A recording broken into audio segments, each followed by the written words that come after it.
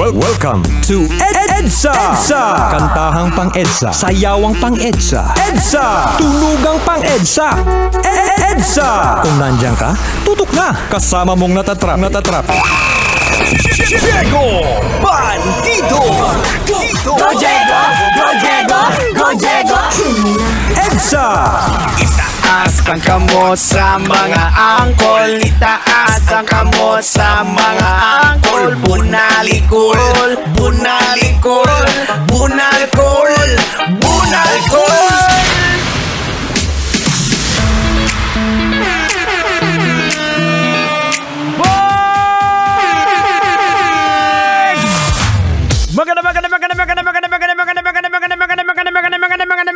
Magandang kalbo! Oras natin, we got 29 minutes makalipas sa oras ng alas 6 ng gabi. Siyempre, programang EDSA pa rin. Kasama po inyong abang lingkod, Diego Bandido at Tang Henyo. At saka siyempre, eto sa mga kabisyo po natin dyan.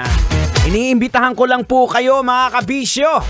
Bukas magkita-kita po tayo. April 3, 2024. Gagala at lalakwatsa po ako. Pupunta po ako sa may Montalban, Rodriguez, Rizal at San Mateo, Rizal. Para po sa Bayad Ka, Panalo Ka promo year 10 na. That's right mga kabisyo. Magkita-kita po tayo dyan sa Amani Payment Center sa Montalban, Rodriguez, Rizal. Tsaka dyan sa KG Twins Sari-Sari Store sa San Mateo, Rizal. Para po sa Bayad Center, Bayad Ka, Panalo Ka, year 10 na. See you later sa mga taga Montalban, Rodriguez, Rizal at sa mga taga San Mateo, Rizal. Alright, Angkol, alam ko inaabangan mo na to. Kanina ka pa na sumisilip at nagmumuni-muni. Ano kayang lologican ngayon? Eto na! Pag-usapan na natin to! Isa pong 17-year-old yellow belter sa Taekwondo ang nagsuffer ng injuries matapos po ang kanyang coach ay allegedly sinet up po siya na makipag-spar sa mas mataas, mas mabigat na lalaking black belter. Pambihira naman to, oh. At dahil po dyan na-confine sa ospital due sa injuries ang bata. At ang sabi ng pamilya ng biktima, naniniwala sila na si coach sinadya, nag-arrange talaga ng disadvantageous na sparring session dahil nagsiselos. Maluoy ka. O Tang, hindi na natin patatagalin to.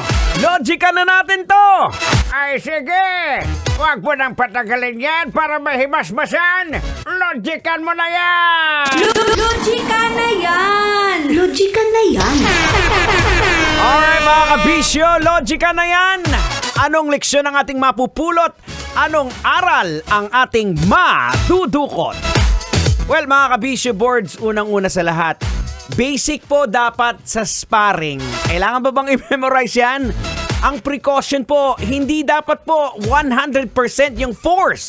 Diba? Kahit sa mga professional sports, kagaya ni Manny Pacquiao, hindi po full 100%.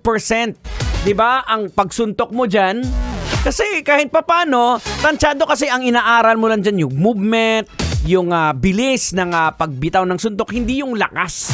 Diba? At dapat din, pag nag-sparring ka, minamatch mo rin din yung weight class mo sa makakalaban mo. Kasi kung ganun yung mindset ni coach, na pwede pala isparring yung yellow sa black, abay nako, edi isparring na rin din natin si coach. Isparring natin si coach kay Joshua Pasio, kay Edward Fulayang, kay Kevin Bilungon, yung mga MMA champions natin. Sigurado yun ang wasa agretsura ni Coach Kag. Daw tae lang sa karabawang gintapak. Arago. Maluoy ka. Pero mga kabisyo, ito logican po natin bakit po kung selos nga po ang totoong dahilan, bakit po aabot sa pananakit ang ginawa? Well mga kabisyo, people sometimes hahantong po sa pananakit ang mga taong nagsiselos dahil sa insecurity. jealousy often stems from feelings of insecurity or inadequacy. Pag may isang tao po threatened na ang atensyon or affection ay binigay po sa ibang tao, posible pong magre-resulta po talaga sa ganitong mga bagay at nakakalungkot po mga kabisyo. O, di ba? Kaya lagi mong naririnig sa mga na parang nagigera yung nangyayari dyan sa kapitbahay mo, Col. Yung silosan niyang misis na ultimo pag uwi ng kanyang asawa, sinasabi, hubarin mo yung brief mo! Aamuyin ko! Baka nang babae ka!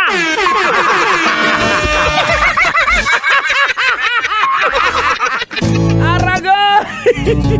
Maluoy ka! It is now 34 minutes after 6 o'clock in the evening. Kasama pa rin po dito, Tropang EDSA. Dito po sa 90.7 Love Radio.